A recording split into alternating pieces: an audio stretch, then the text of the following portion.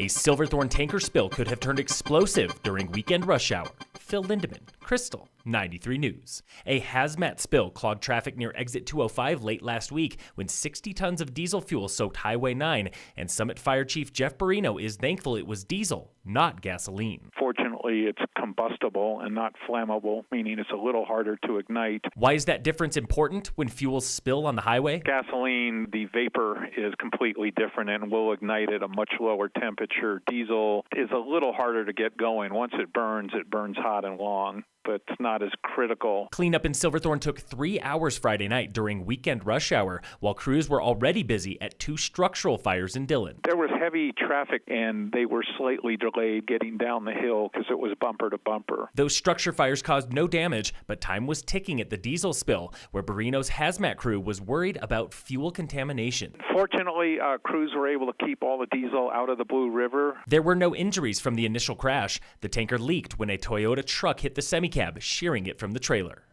Summit County protected more than 1,200 acres of new open space this past year, including more than 1,100 acres at the Nor Ranch site north of Silverthorne. That site was privately owned with zoning for up to 64 units. The county's multi-million-dollar purchase with partners like the Colorado Cattlemen's Agricultural Land Trust protects it from future development.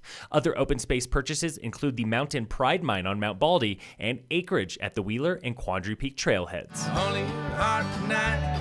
Greensky Bluegrass comes to Vail later this month for the Burton US Open. The Michigan String Band is one of 11 free concerts from February 27th to March 2nd, including Turkaz and Raylan Baxter. All USO concerts are free. See online for details. The Frisco Gold Rush Nordic races are back this weekend with a 49th year of classic and skate skiing for kids and adults. Races are this Saturday beginning at 9 a.m. Later that night is a ski fundraiser for Summit Nordic Ski Club and fireworks left over from the canceled 4th of July show. Learn more and register for races at friscogoldrush.com.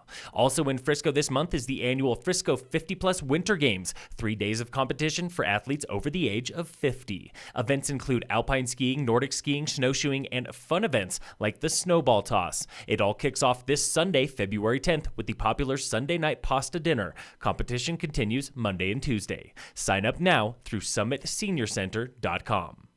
Denver sports talk legend Irv Brown died Sunday morning at his home on the Front Range. He was 83. Multiple agencies report the veteran radio host also coached baseball, football, and basketball at Arvada High School, this reporter's alma mater, and spent 40 years talking sports on Front Range AM stations. He also refereed at multiple NCAA Final Four tournaments. In sports, the Patriots won the lowest-scoring Super Bowl in history yesterday, beating the Rams 13-3 for a 6th Super Bowl title. Tonight, the Nuggets play the Pistons. Tip-off is 5 p.m. In World Cup ski racing news, Lindsey Vonn and Lauren Ross finished top 15 at downhill training in Ari, Sweden today at opening day of the World Championships. Racing begins tomorrow with women's Super G. Vonn and Michaela Schifrin are both on the start list. At Freestyle World Championships in Utah, men and women raced snowboards parallel giant slalom today. Tomorrow is Snowboard Big Air Finals, where Silverthorne's Chris Corning goes for the win.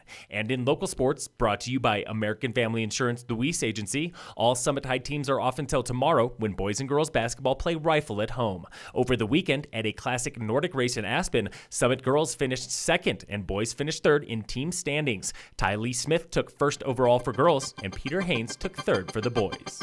Phil Lindeman, Krystal, 93 News.